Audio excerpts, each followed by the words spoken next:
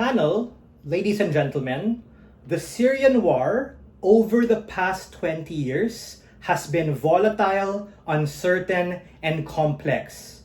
There are too many competing and vested interests, and there's only one thing for sure.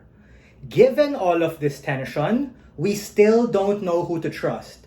That's why the previous speaker and the response to my POI was that, hey, the US funds both. Assuming that claim were true, they're funding both because they don't know who really is going to win, and the point in which these two come together is the point in which they get exposed for being balimbing, and the other side will be like that Spider-Man, Peter Parker thing of, hey, they're supporting you, you're supporting, and if they think that it's all going to be fine and dandy, the reality is far from that.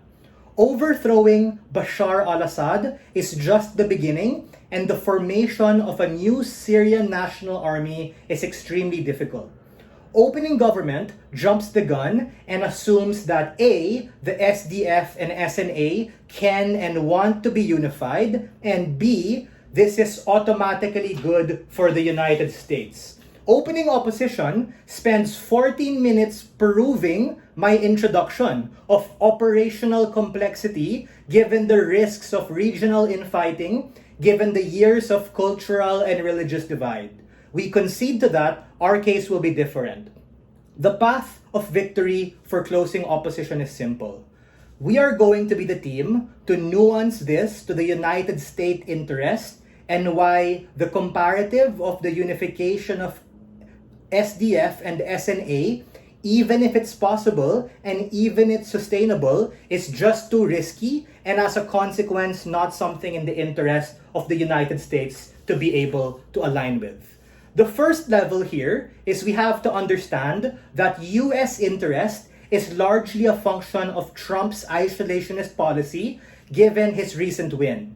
And even if you don't like the guy and you're afraid of MAGA Season 2 just like how I am, we need to understand that there is a bipartisan consensus about geopolitical conflict given the inflationary expectation we saw come to fruition after the Russia-Ukraine war and after the conflict with China with things over Asia and other conflicts over hard and soft power. That is to say, the US interest is very simple. There are two. A, economic austerity measures, meaning they want to spend less in order to bolster domestic markets, and B, there is less geopolitical exposure to be able to protect their borders.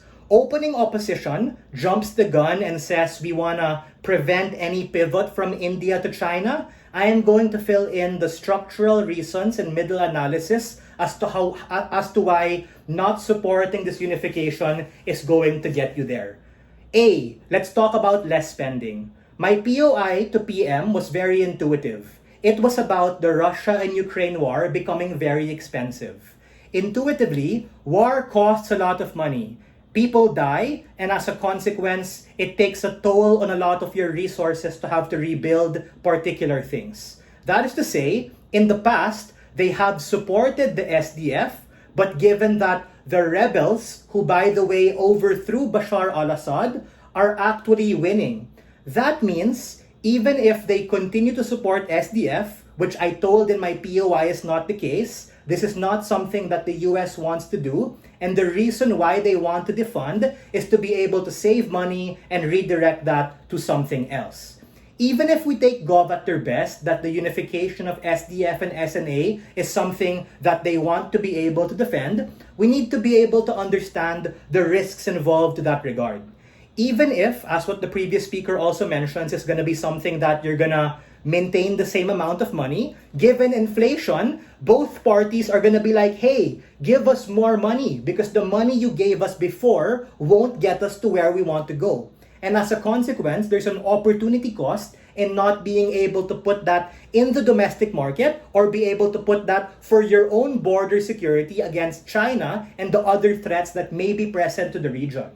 So, what this does is it takes Gov at their best that even if these parties are able to come together, it's going to be particularly harmful. B, the second idea on border security is intuitive because everyone in this debate forgot about the heart of why the US is doing this in order to deal with ISIS. Guys, Can we really trust the SDF, who is fragmented? Can we really trust the SNF, who, by the way, got into power because they overthrew their particular leader, Bashar al-Assad?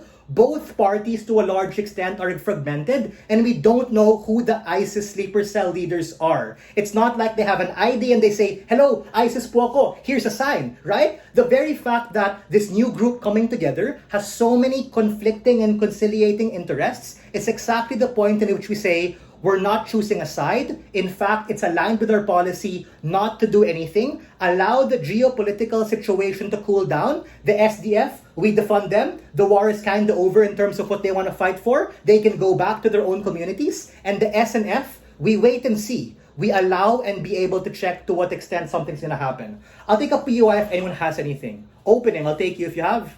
3, 2, 1. Closing, go for it. Anything?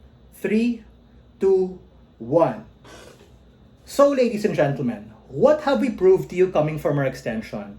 We dealt with Gov and we said that even if this transition is going to work together, it's not within the US interest to do because it's too risky. It's too risky for their own security and it's too risky for the domestic market given the opportunity cost of having to build this new army, fund this new army, and be involved in this new state.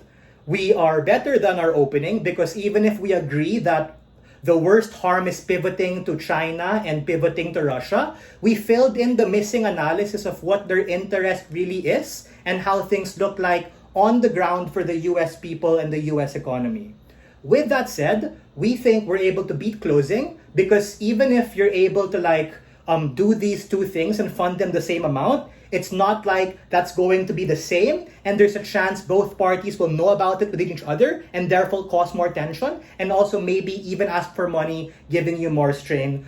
We're fine with defunding them. We're here to wait and see to let things cool down. We don't want to be involved with that, and that's aligned with Trump and US interest. Whether you're Democratic or whether you're a Republican, we are very proud to oppose.